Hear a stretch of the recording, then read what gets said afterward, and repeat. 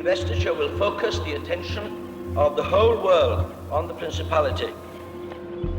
The investiture itself was a culmination of a number of events. They were all, from our point of view, deliberately offensive. It will be an occasion for monarchy and state to walk together in harmony, as they have done for so many years now. They were throwing gauntlets down. And someone had to pick them up. When you came to Wales, of course, there was quite a lot of strong anti-English nationalist feelings. It's something that you've come to understand, come to comprehend since you've been in Wales. You see, I think they feel so strongly about Wales as a nation, and it means something to them, and they're depressed by, you know, what might happen to it if they don't try and preserve the language and the culture, which is very unique and special to Wales. And if something is unique and special, I see it's well worth preserving.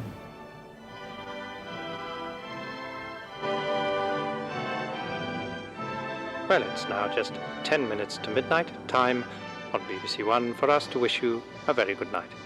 Good night.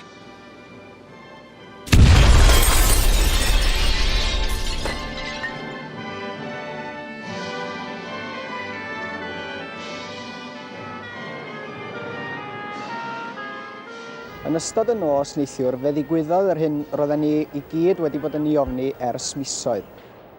I believe that the nationalists of Wales have created a monster they cannot control.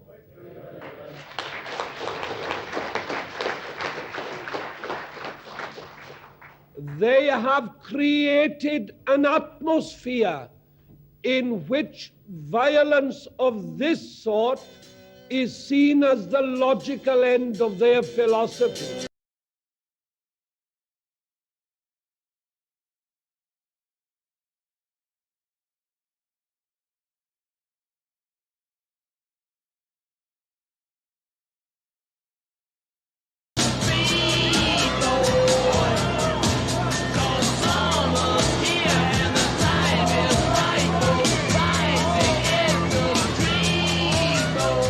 We in Wales were the local arm, as it were, of a worldwide movement.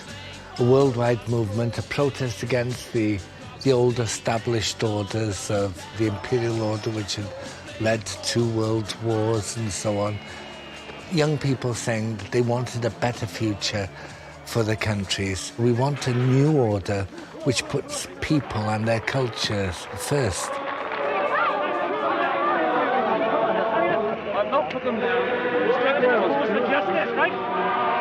So the irony of the investiture is that it happens at the end of the 1960s, the end of a decade of extraordinarily tumultuous politics, decolonisation, student revolution, the pill, the expectation of equality. It's absolutely huge.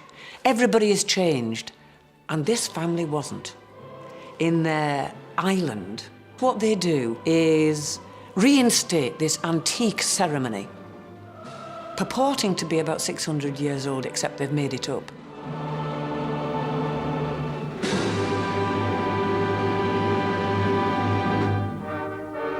The promise of the investiture ceremony had been made in Cardiff over a decade earlier. The British Empire and Commonwealth Games in the capital have made this a memorable year for the Principality.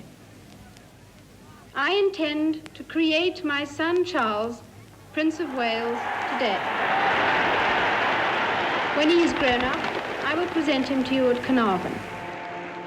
I remember sitting in the headmaster's study at Cheam, and we were all watching the television, and there were several other boys there, little ones. I remember being acutely embarrassed when it was announced, and I had this marvelous great cheer coming from the stadium in Cardiff. And I think for a little boy of 9, it was rather bewildering.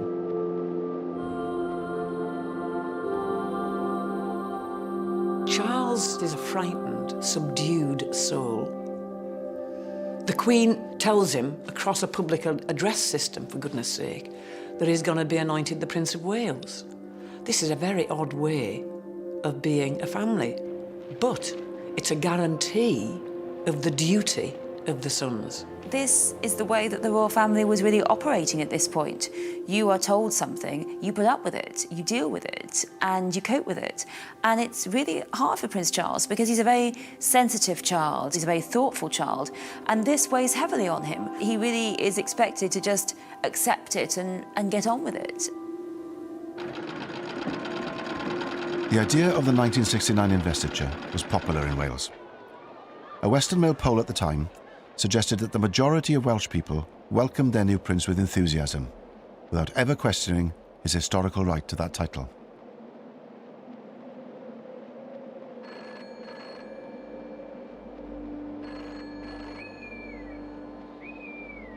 Wales has always been regarded as something of a poodle.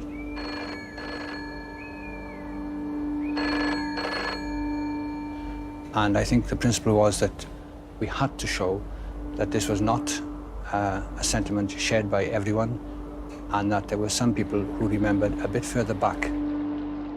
One of those who questioned the legitimacy of this unfolding ceremonial was a man who had pledged his life to serve Queen and country. A young army sergeant called John Jenkins, who single-handedly took it upon himself to reorganise and mobilise an underground movement called MAC, Mudiad Amddiffyn Cymru, against the most public display of state power this small country had seen in recent years. John Jenkins was born in 1933 and raised in Treharris and then Pen y Bryn in the Rhymney Valley. He was the son of a miner, and he described his childhood as idyllic. The young John wasn't raised as a Welsh speaker, but he was fascinated by history and his Celtic roots. In particular, he was captivated by Capel Gwladys, an ancient site on Gelli Gaer Common, close to his home in Pen y Bryn. It's a place he would return to many times in his life.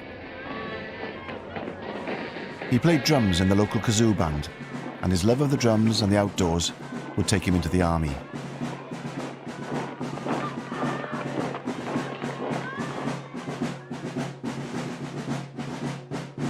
He joined the Dental Corps in 1951, and he was to be in and out of the army for the next 20 years. Cyprus. In keeping with British anxiety that the frequent riots may lead to bloodshed, our troops have exchanged their arms for riot sticks and shields.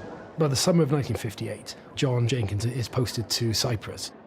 What going on in Cyprus at that time is the Aorca campaign, which is against British rule on the island. After 4 years of an insurgency in which police bases and military bases are targeted, Cyprus is handed back its independence, and John realises that this has been achieved with only a handful, a comparatively small number of men.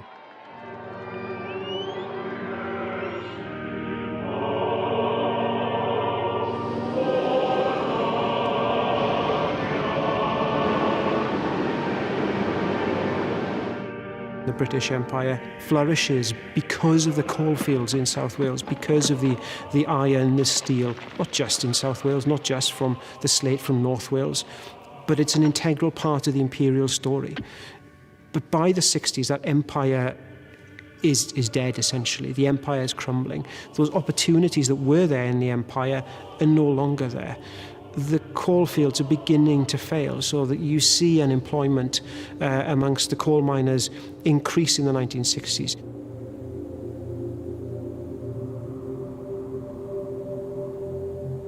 With Welsh industry in slow decline, water was perhaps the only natural resource that Wales had left in abundance. Dams had been built and valleys drowned since Victorian times. But it was the proposal by Liverpool Corporation to create yet another reservoir at Capel Celyn that was to bring the Welsh nationalist spirit to life.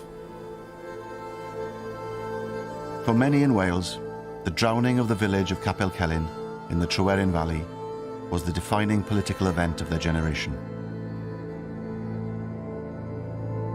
Despite protests on the streets of Liverpool, numerous petitions, and a vote by every Welsh MP against the proposed scheme, the drowning of the valley went ahead. John Jenkins' political flowering really begins with witnessing what is happening with the flooding of Tryweryn. I mean, he's in Germany at the time. He sees that there are 36 Welsh MPs, not one of whom votes in support of the bill, and yet, having exercised this democratic opposition, the voice of Wales is ignored. But he thinks something's wrong here. When a nation such as Wales can be hit over the head so badly, then where do we go from here? Where does that leave us?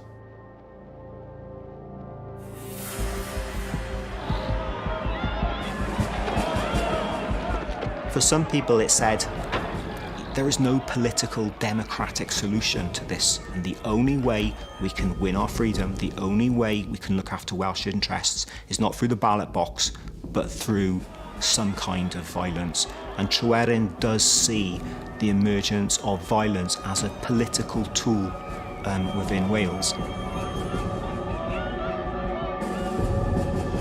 The following year, on his return to Wales, John Jenkins was to bear witness to one of the most horrific man-made disasters of the industrial age, in a town that was close to his heart. BBC One continues now, earlier than published, with 24 hours.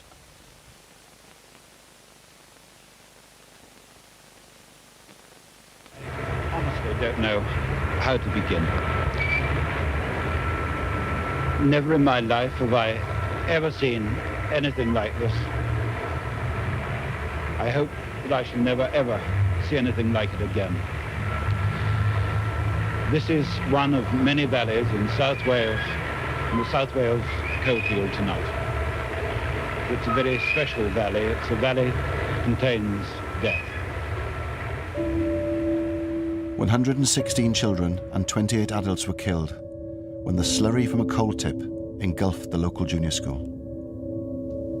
I began to feel discredited in many ways, in that I was a member of a nation which was downtrodden and which was suffering. It was my mother's home, you see, for a start, and I felt it very deeply.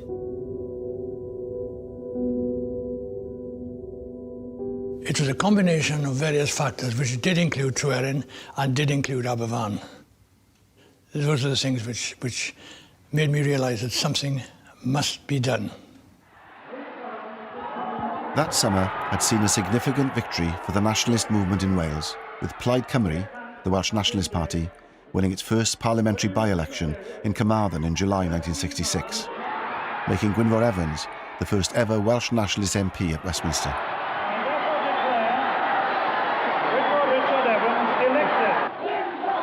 When we look at independence movements, they're always an amalgamation of different interest groups. A campaign for national independence or national self-determination that is successful is a campaign that is able to bring together all sorts of different perspectives. We see that to an extent in Wales in the 1960s. The success of Plaid Cymru, for example, demonstrates that increasingly more and more people are willing to detach themselves from the two major political parties in Wales.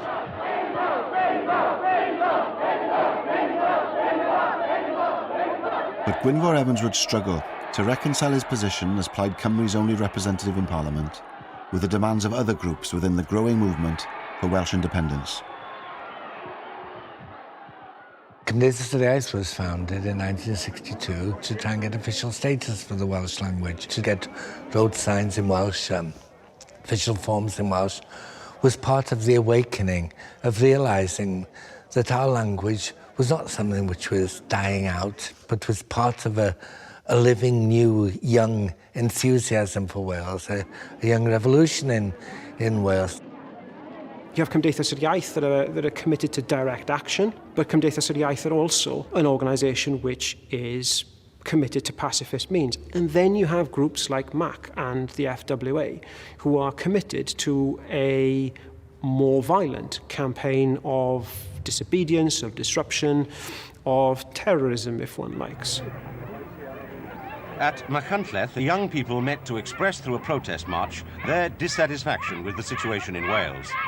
These rallies drew together a variety of organisations: the Free Wales Army, the Young Patriots League, the Patriotic Front, the Anti-Sice League, and it's open to question how far these various groups enjoyed shared objectives and shared membership.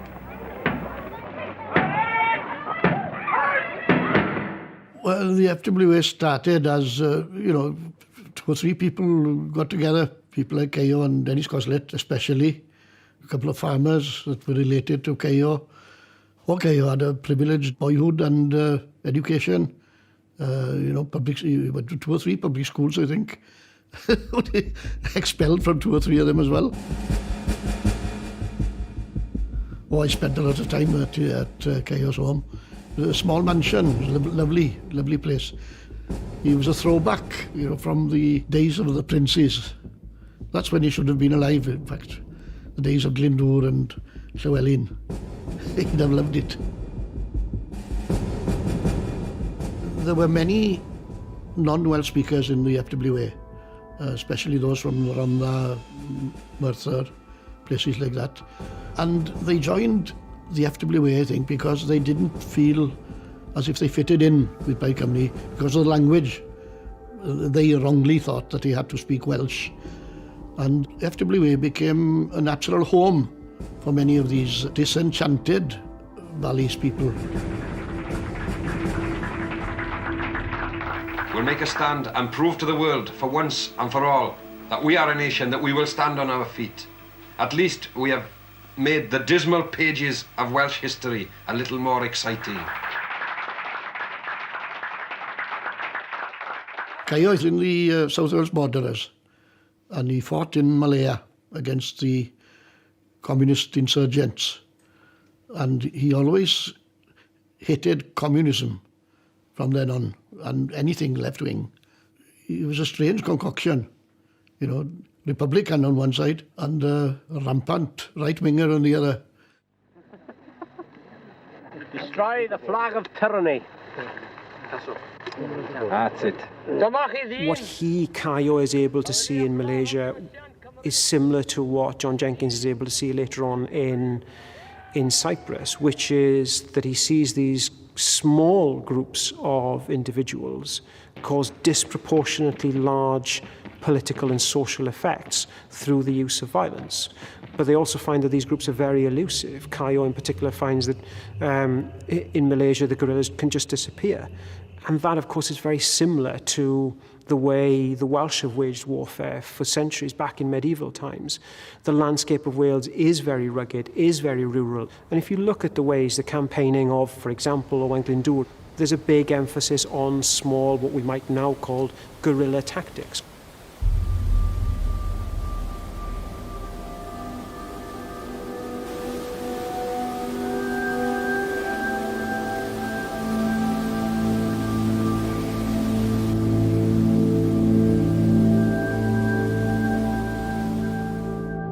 Clywedog Dam, a huge construction which is being built near Llanidloes, was to become the target of the more extreme Welsh nationalists. In 1966, it was nearing its completion when the police received a warning that a bomb had been planted on the site. 8 pounds of gelignite had been placed under an 80-foot steel mast that was connected to another by 110 feet of 3-inch cable. It exploded, sending the entire construction cascading down the hillside. Speculation was rife about who might have been responsible, but an olive green Castro cap, found 30 feet from the scene, seemed to point the finger conclusively towards Cayo Evans and his men. I don't think it was being worn by anybody who undertook the operation. It was dropped deliberately by somebody, put it that way.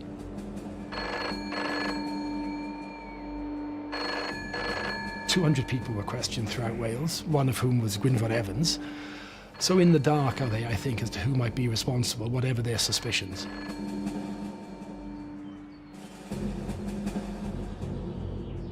The Clywedog explosion had in fact marked the return of a shadowy organisation which had been started back in 1962 in reaction to Tryweryn. This was MAC, Mudiad Amddiffyn Cymru, the Movement for the Defence of Wales. Most members of then MAC were well known by everyone, including the authorities. So therefore, any action that had to be undertaken by someone who wasn't known, and I certainly wasn't known. On his return from Germany in 1966, John Jenkins started to reorganise MAC. He was based at Wrexham, at the dental unit in Satan Barracks. As a non-combatant in the army, he had the perfect cover. He was a low security risk, and his job required him to travel around the country. Plus his role in training the TA band brought him into contact with a new source of potential recruits. Some people would come up and say, oh, so-and-so is a good lad, you know, he's really raring to go. And if he then proved beyond any doubt that he was the right sort of material, he would be recruited, and he would then recruit his own cell. 1 or 2 people at the most, no more. You know your immediate 2 or 3 people in the cell, and you may know the one superior person above that, but you don't know anybody else. They wouldn't even know how to contact me. I would contact the leader of that cell. He was the only one who knew my face. He didn't know who I was, didn't know where I was from, nothing. I would suddenly appear, because I would know where he was all the time. One of John Jenkins's first recruits was to be a 19-year-old flautist in the TA band called Frederick Ernest Alders. It was to be Alders who would drive John Jenkins to a small village in mid-Wales called Llanrhaeadr y Mochnant to plant his first bomb as Mac's new leader. Most of the villagers who heard the loud explosion thought it was thunder. The explosion caused this gash, about 7 feet across. Every pipe carries 12 million gallons of water a day to Liverpool. Detectives found a piece of fuse, a small lead plate, a spring, and a brass cover which could have been part of a timing device. They did not find, as reported in some newspapers, any Free Wales Army caps there at all. While the Mac bombers were creating havoc for the authorities, the Labour Party was waking up to the threat of mainstream nationalist politics. The rapturous, adoring supporters of the first Welsh nationalist ever elected to Westminster. Is Gwynfor Evans's triumph merely a quirk of history, or is he the standard-bearer of a new Welsh rebellion? The Labour Party in Wales, yes, they were surprised, but it wasn't something that overshook them, because in the Welsh heartland, in West Wales, containable. But then a year later, when from the West almost went to Plaid, you know, that was really serious business, because now Plaid Cymru had come to the door, to the front door of the Welsh Labour heartland. Somehow, whoever it was, they must have thought back, they must have known their Welsh history, how the investiture of 1911, that Lloyd George himself thought of, how popular that appeared and came across Wales. Someone must have thought, hey, this is what we need to do. For the Labour Party, reviving the investiture ceremony now seemed like a timely political move. There was an understanding, I think, on the part of Labour MPs that the royal family was a lot more popular than one might appreciate if one just listened to the nationalist narrative, and that by holding such an ostentatious demonstration of royal power and of unionist power in the capital of Welsh nationalism, they would be cocking a snook at any kind of move towards a more nationalistic Wales. When the Labour government announced that the investiture was to take place at Caernarfon on the 1st of July 1969, it provided a new focus for the nationalists in Wales. Ond dwi wedi synnu fwy bod cenedlaetholwyr wedi gallu croesawu a breichiau agored berson sy'n symbol o'n huniad a Lloegr.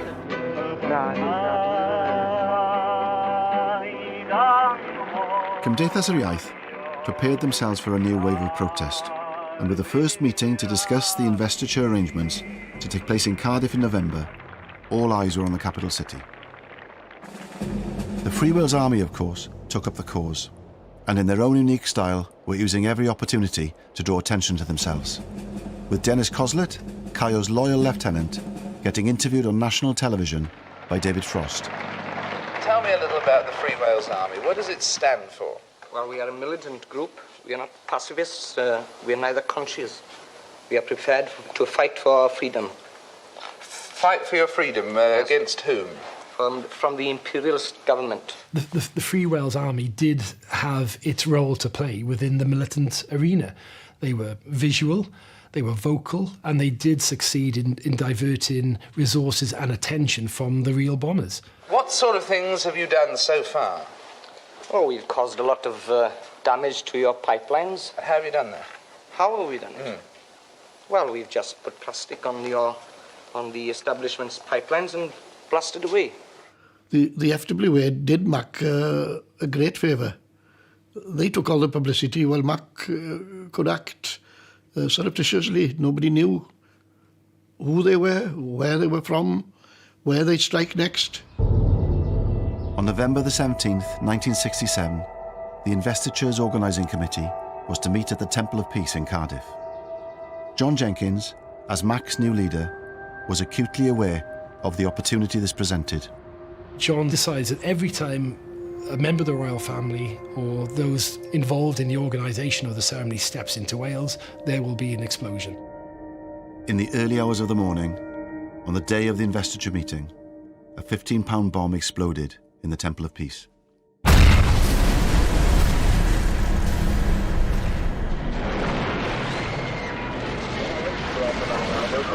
Roads out of the city were immediately sealed off, and within an hour of the blast, known extremists throughout Wales had been roused from their beds for questioning.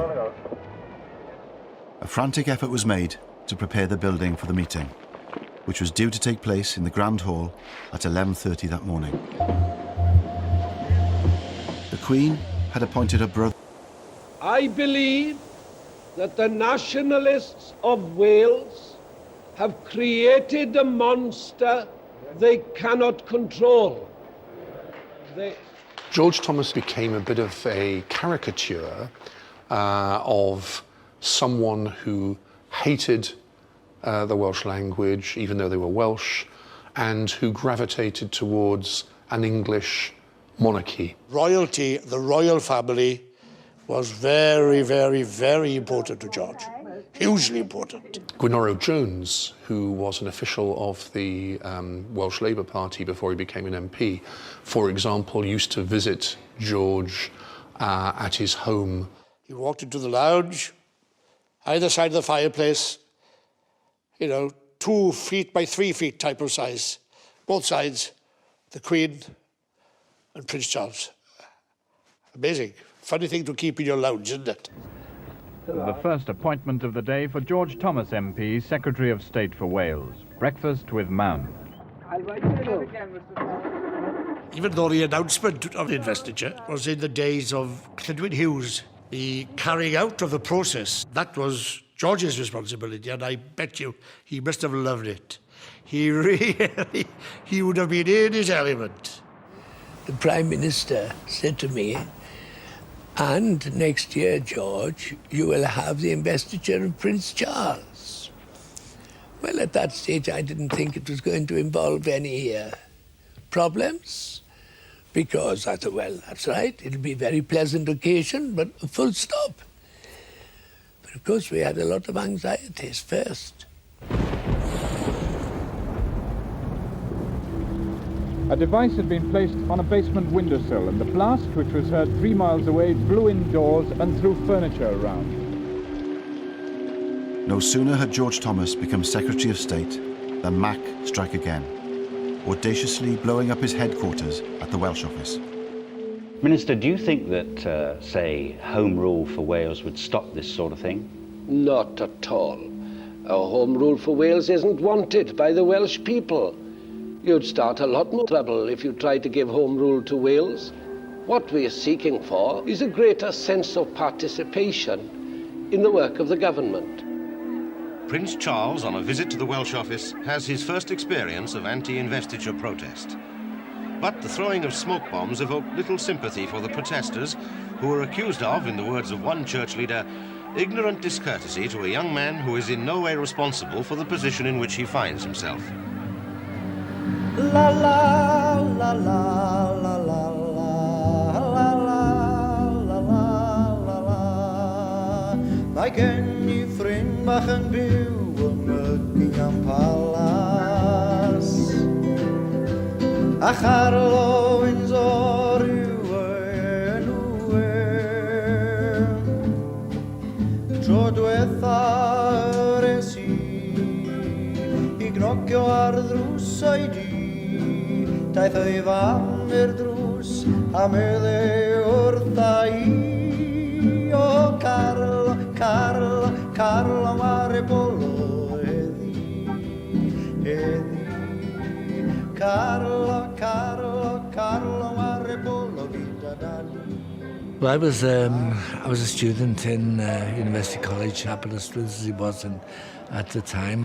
Prince Charles was to be seconded to Aberystwyth for 6 weeks of the summer term, during which time he was going to learn the Welsh language, he was going to learn everything about Welsh history and Welsh culture, so that he'd be acceptable then as Prince of Wales. It was quite a surprise when I learned that I was going to be sharing lectures with the Prince of Wales.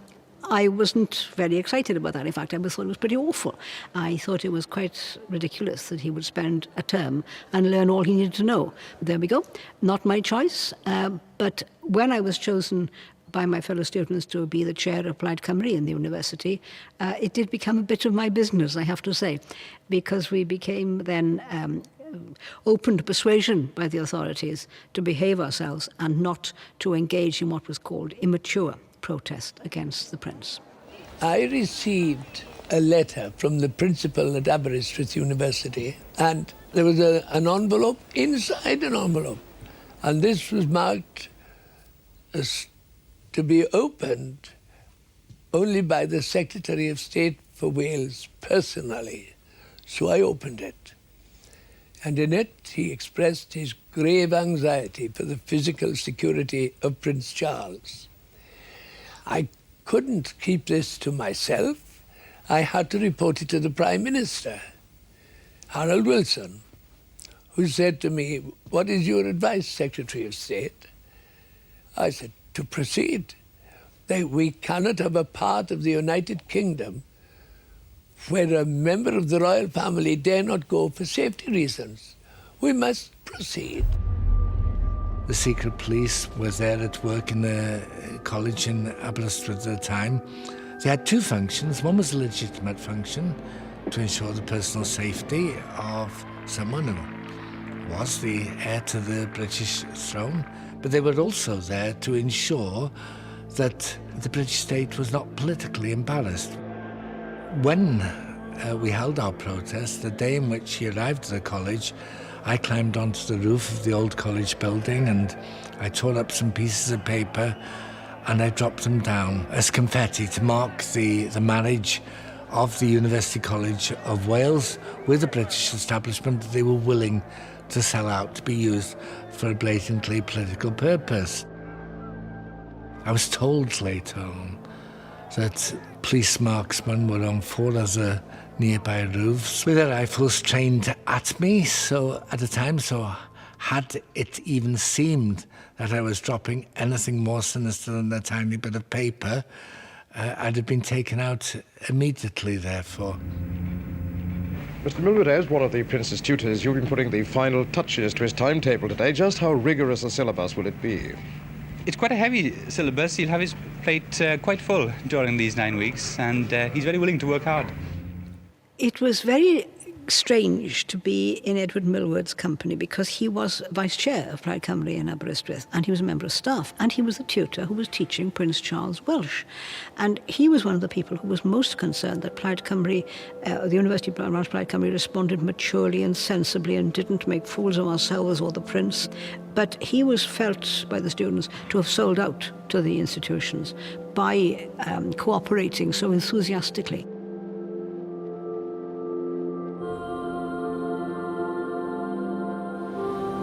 There have been stories that you've had rather a lonely time at the University of Wales, at Aberystwyth. Is this so? Well, yes, I wonder where these reports come from, but I suppose they circulate. You see, the trouble is that one has to remember that I'm in a slightly different position from several other people. And I think they try and put themselves in my position too much. I think out of certain necessity, I've perhaps been more lonely, if they like it. I mean, I haven't made a lot of friends, if that's what they mean, and I haven't been to a lot of parties or anything. There haven't been very many. And I've had a lot of other things to do. I've been around Wales a lot and looked at things and visited people.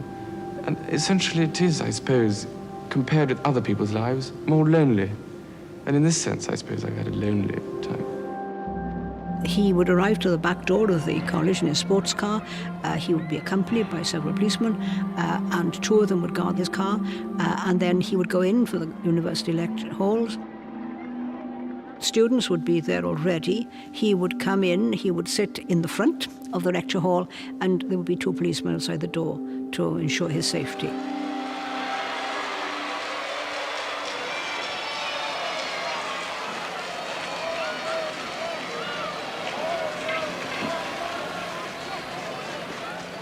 You also learned the Welsh language. Did you find that very difficult? Because most English tongues find it very difficult to get round. Well, I think all languages are difficult, but I suppose there are certain things. I mean, the double L's are terrible. Well, they were fairly difficult, except that I went to Llanelli not long ago, and the mayor said, "Can you say Llanelli?" So I said, "Llanelli," and he wiped the saliva out of his eye and said, "Well done." But it's, you know, there is a way of doing it. You know, you put your tongue in a certain place and blow. The speaking Welsh, like, you know, is it's a trick, and it's worked because he's done a very short course in a language laboratory which has taught him how to pronounce words, and he reads it off the paper. Rydw I wedi synnu at yr holl gystadlaethau yn y sefydliad rhagorol yma, ac rydw I wedi cael blas arbennig ar y canu brwd a phersain. Canu mor frwd, fel y byddai'n dda eich cael chi gyd yng Nghaernarfon. Prince Charles has won over the hearts of most of the middle-aged women, especially.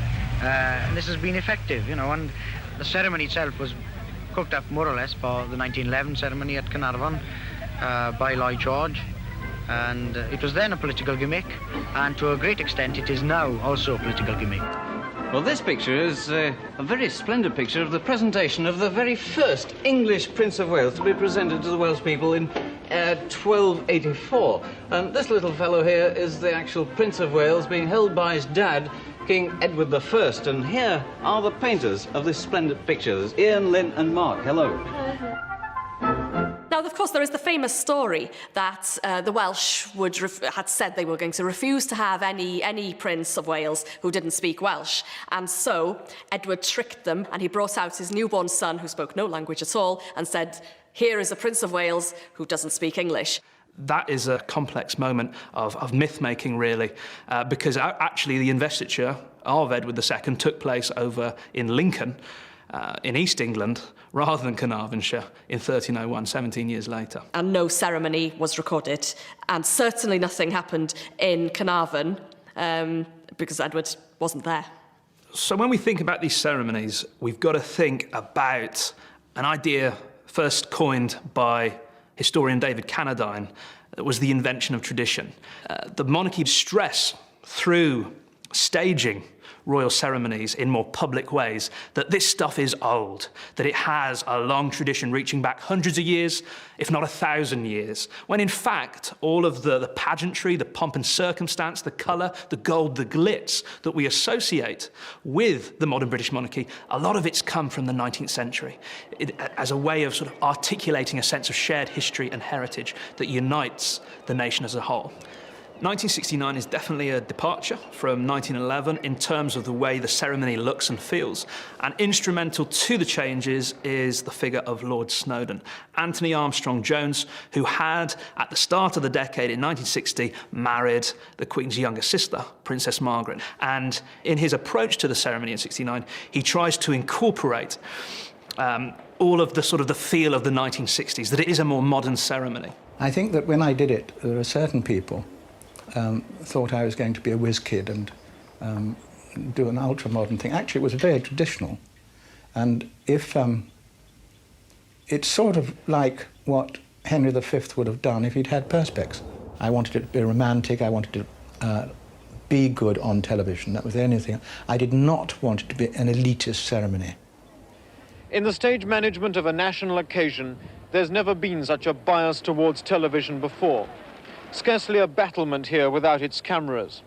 And under the guiding hand of Lord Snowdon, the castle has become a kind of medieval television studio. I mean, it would be madness to design it just for the few inside. One must design it for the 500 million viewers, which is believed to be watching. And the rehearsal started where the procession itself will start, at the special Royal Railway platform built near a factory 2 miles from the town. It was one of the biggest security the country had ever seen at that time. There were nearly 2,500 police officers. They came from everywhere, including the plainclothes. I think there were about 1,000 of those, 1,500 nearly uniformed officers. To organise such an event was enormous. The gentleman in charge, the Duke of Norfolk, he was an experienced coordinator of such events, but the biggest danger is if you pre-tell everybody where you're coming, how you're going to do, where you're going to walk. A good terrorist can either have a sniper, an explosion, or what have you, and that's how, if I was going to attack anybody, how I do it. The discovery of a bomb near Holyhead Pier, where the royal yacht was due to visit, intensified police fears over security. 3 men were arrested, but their connection to Mac was never proved.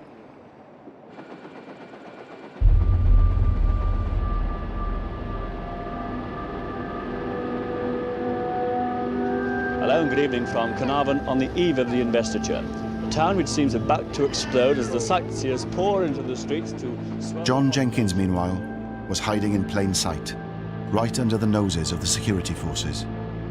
Still a sergeant in the British Army, he had managed to get himself stationed at a temporary army camp in Carnarvon, from where he was directing his bombers. The night before the investiture, there were 4 groups out. The object of the exercise was to disrupt the ceremony and to cause as much uproar as possible. One was a bomb placed somewhere near where the royal family coach would be coming down. Not near enough to cause any damage, but near enough to cause uproar.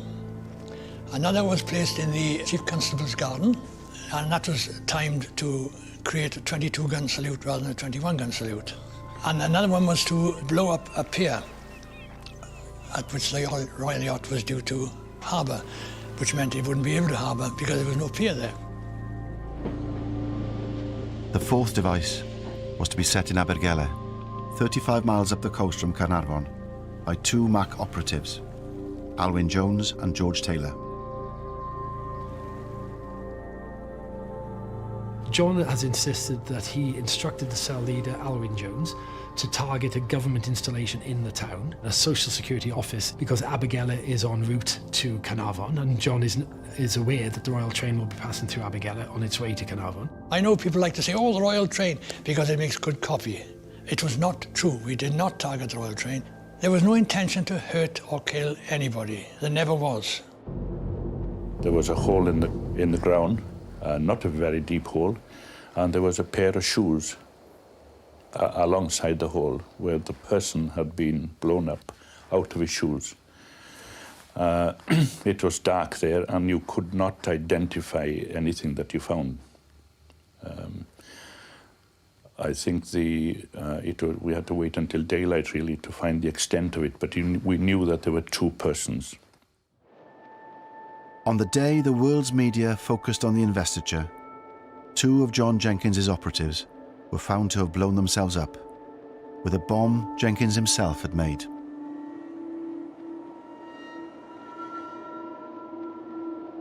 An officer put his head in and said, well, we got 2 of the bastards last night.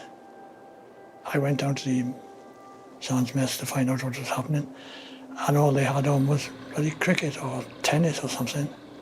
So I had to sit there through all that. So I had to act as if nothing had happened and laugh and drink with them all and joke about it and stuff like that. And it was several hours later I discovered which group it was.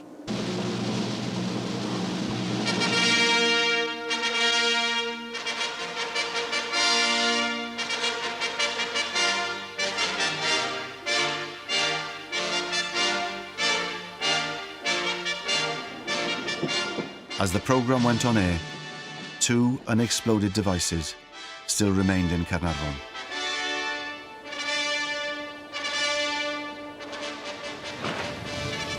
There's the Prince of Wales. He's got out of the train now and into his carriage, wearing the uniform of the Colonel-in-Chief of the Royal Welsh Regiment. With him is the Secretary of State for Wales. We would be untrue to history if we did not say everyone, including the royal party, everyone held their breath until the thing was over.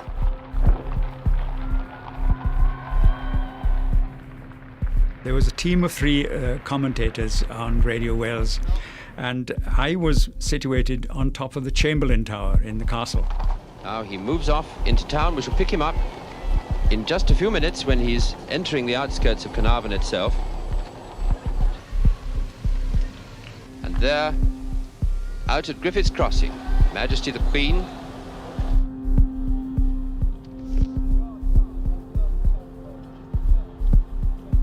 When the Queen arrived in Griffith's Crossing and came off the train, there was to be a 21-gun salute.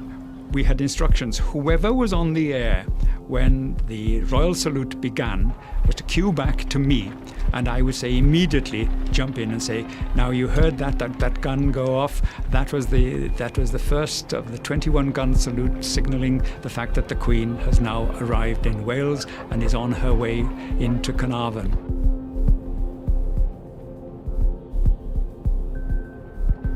And we got into our commentary, scene setting, myself in the castle, John down behind the dais, Glyn out in the mice where there were thousands of people.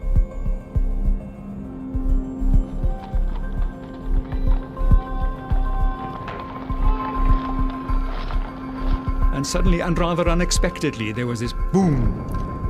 And so Glyn, fair play, did exactly as we had arranged. He handed back to me, and I jumped in quickly and said, there you are, he said, you've just heard the first gun of the 21-gun salute. Now we'll listen to the other 20 guns. Absolute silence, nothing. It was quite clearly a bomb. But Prince Charles just looked at me and said, what was that, Mr. Thomas? So I said, Royal salute, Prince Charles. And he looked at me with a question mark in his eyes and he said, peculiar royal salute. And I know North Wales will forgive me because I said, peculiar people up here, sir. I had to say something to cover up. And we both laughed. I said, well, evidently that wasn't the first gun of the 21-gun salute. And then I looked over my shoulder and I just saw a plume of smoke on the hill behind the other side of the harbour, and some people running around. And in fact, it had been a bomb, maybe a diversionary bomb, but it was a bomb. Now, what we're looking at now is an incident of some kind. I heard an explosion just a little moment ago. We thought that one of the guns had gone off accidentally. There could just possibly have been an explosion. The bomb, planted by Mac in the Chief Constable's garden on Love Lane, had detonated as planned, throwing the traditional 21-gun salute into disarray. Now here's the Queen, following up behind her son and just on the outskirts of the town with a full sovereign's escort. The Queen is utterly preternaturally calm. Nothing can flap her. I mean, the Queen herself was very nervous when she went through the coronation. She was very nervous about the ceremonial, very nervous about the fact that if you put a foot wrong on TV, it'll never be forgotten. So how must Prince Charles feel going into this impossible new ceremony? A young man, he's not king yet, he's a long way from that responsibility, and he's young and he's nervous and he takes things incredibly seriously. If he puts a foot wrong, he will really take it terribly to heart and feel he's made a dreadful mistake.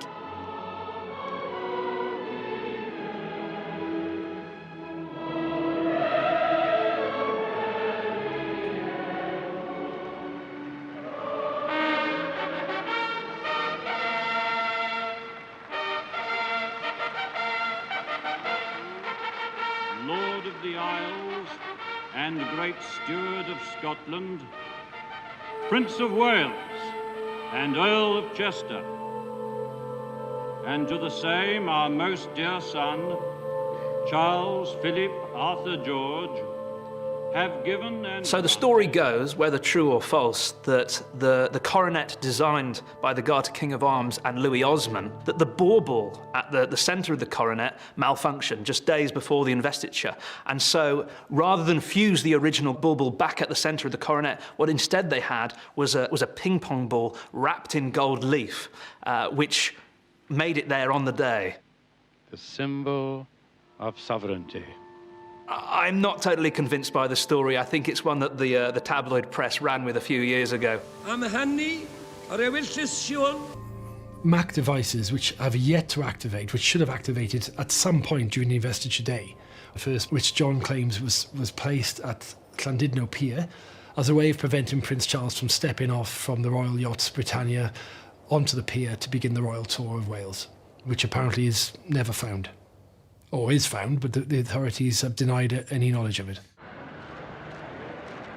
But the other device in Carnarvon is then activates on the 5th of July, 5 days after the investiture, when 10-year-old Ian Cox, who's on holiday from England, goes to retrieve his ball. It's gone behind a wall, kicks out at what he thinks is an old lampstand. It activates and he suffers severe burns and his right leg is amputated. Without question, the low point of this campaign is the injuries to that little boy.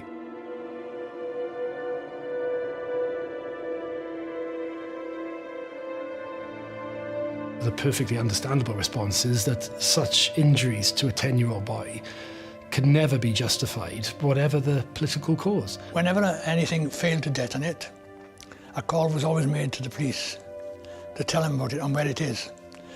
And this was done. But they didn't take any notice of it, apparently. So I made a point of asking, when I was captured eventually, why didn't you take any notice of the call about the bomb? And they said, because it was one of thousands we had on that day, and we couldn't possibly investigate all of them. Such a campaign of sort of indiscriminate time devices, deaths and injuries are perhaps inevitable one way or another. Explosions on remote pipelines in the Welsh mountains is one thing. Blood on the streets is quite another. This is as bad as it gets. I think, looking back, Charles was the experiment. He was the guinea pig, if you like, in the royal family media project, in the whole let's get the TV cameras in and show ourselves off. Now, partly, that's a pact with the devil. They have to do it because that's the commandment, really, of modernity. But it puts them at huge risk. He can't go back to being a private royal, a private student, ever again. I think John gets a sense that the police are onto him, and so he returns home and finds himself back at Capel Gladys, which has always been a place of sanctuary for him. John said if the pressure was bad leading up to the investiture, after it was just almost to the probably unbearable, actually. Having lost 2 colleagues in Mac, owing to a bomb which he had assembled, which he had handed to the cell leader Alwyn Jones. But if that wasn't bad enough, then he has the injuries to Ian Cox 5 days later. However successful his campaign of disruption had been, these failures were weighing heavily on him.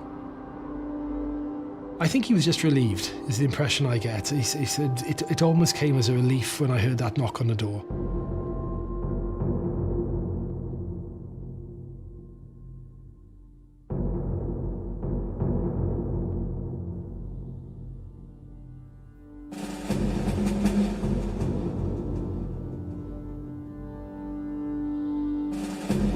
"50 years on, aged 86, John Jenkins is seeing out his days in a nursing home, having forgotten nothing. While history seems to have forgotten him and the war he once waged against the British state, he says his only regrets are the deaths and the casualties that he caused. The investiture thrust Charles into a life lived under constant media scrutiny and intrusion. 50 years on, at the age of 70, he remains a monarch in waiting, and the longest-serving Prince of Wales in British history. Sian Lloyd asks what the Prince of Wales has done in and for Wales in Charles' Prince for Wales, available on BBC iPlayer.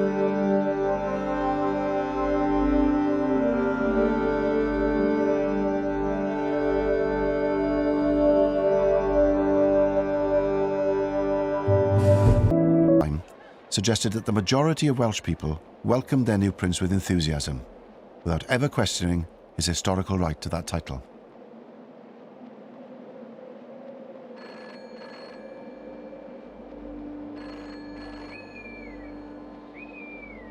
Wales has always been regarded as something of a poodle.